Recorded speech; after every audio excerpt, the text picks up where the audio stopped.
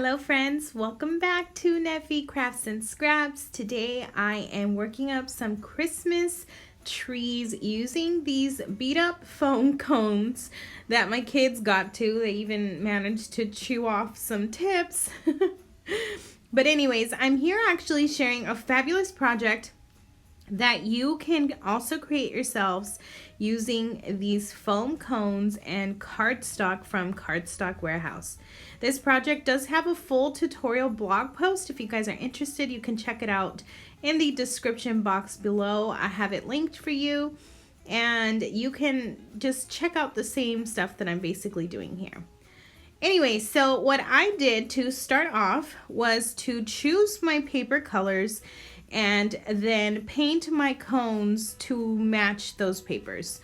I went with a very pretty glitter selection. There are some great colors to choose from in the shop. And I am using these fray scissors by American Crafts. You can see right here they do have a few blades on them that actually help create these super cute frayed edges. And so I cut my strips into 1 inch, about 5.5 inches by 1 inch. Some of them are a little bit longer. And then I just went ahead and fringed all of them. It was super easy. It did take a little bit of time because I cut a lot of strips, but it's very easy and they come out so pretty and even, as you can see here. My plan is for these little frayed strips to recreate sort of like the pines in a pine tree or a Christmas tree. So I'm going to be sticking all these strips down onto my foam now.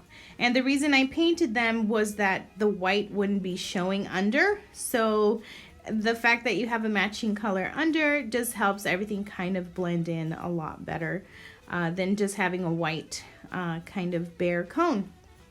I am going ahead and sticking everything down. There are some parts that I do cut. So you'll see how this process progresses, that there are certain parts of the cone that my strips are not too long, or there's weird gaps in, like, I guess like the folding of the paper, because it doesn't actually like fold flat on your paper, around your cone, and there could be gaps. So it's a good tip, and I found that sometimes it was better to cut these little frayed strips smaller and then go from there so that you don't have such big gaps. It depends what part of the cone is. The more narrow parts sometimes do require you to cut them up a little bit. But anyways, I am going to work all the way up my tree using the same steps you see me doing here. I'm adding as much glue as I need to in just very small little dots. So I'll let you guys watch the process, and I do have close-ups at the end now. The process is very straightforward after this. Like I said, there might be times you have to trim your paper a little bit smaller, depending if you think it's folding a little bit weird. But anyways, guys, like I said, check out the blog post and the link below. And you can shop these papers that you see me playing with today at cardstockwarehouse.com. I've also linked it down below.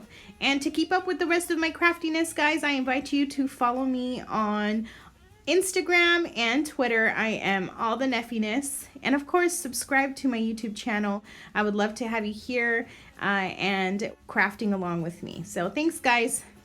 Enjoy the rest of the video.